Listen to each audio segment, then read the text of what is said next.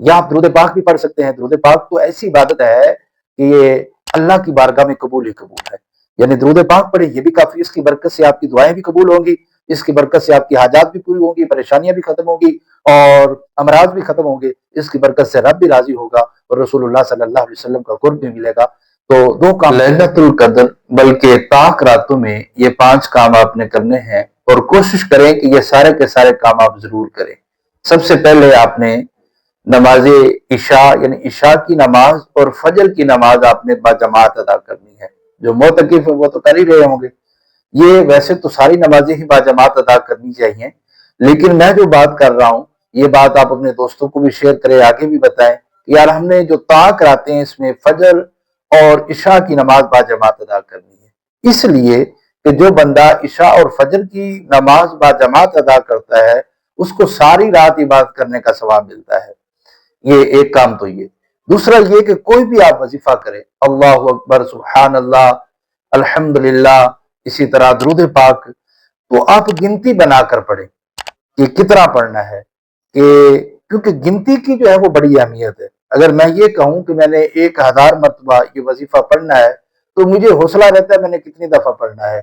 जब मैं 500 पर पहुंचूंगा तो मुझे तसल्ली हो जाएगी कि 500 मैंने पढ़ लिया है और 500 मरतबा भी रह गया है। तो ये एक बंदे का गोया कि गोल बन जाता है। उस गोल की तरफ फिर बंदे को बढ़ना जो है वो आसान हो जाता है।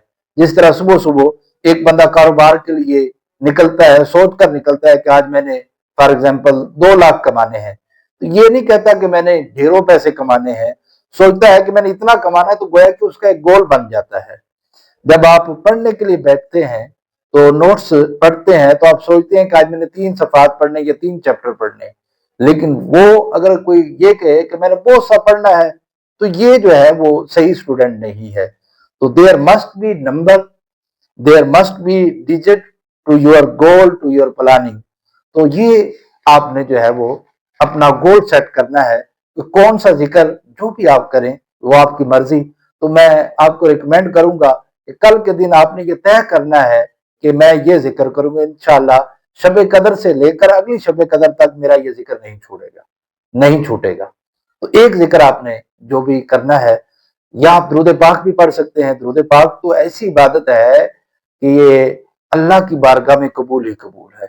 यानी दुरूद पाक पढ़े ये भी काफी, इसकी बरकत से आपकी दुआएं भी कबूल होंगी, इसकी बरकत से आपकी हाजात भी पूरी होंगी, परेशानियां भी खत्म होंगी और अमराज भी खत्म होंगे। इसकी बरकत से रब भी राजी होगा और रसूलुल्लाह सल्लल्लाहु अलैहि वसल्लम का कुर्ब भी मिलेगा।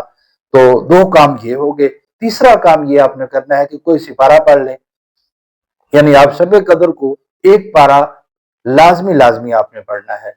और नंबर 4, सलातु तस्बीह की नमाज मसाजिद में पढ़ाई जाती है, वो भी आप भी पढ़ें, उसकी भी बहुत फजीलत है। और नंबर 5, आपने कुछ ना कुछ सखावत करनी है, या किसी को कह देना है कि मेरे नाम को तुमने इतना सदका निकाल देना है। तो ये 5 काम आपने हर ताक रात में आपने करने हैं और ये लाजमी आपने करने हैं। और आपको कन्फर्म करना है कि हमने इस तरह जो है वो इबादत करनी है और सब घर वालों को बताएं, दोस्त अहबाब को ये बात फॉरवर्ड करें। तो ये 5 काम हमने ताक रातों में जरूर करने हैं।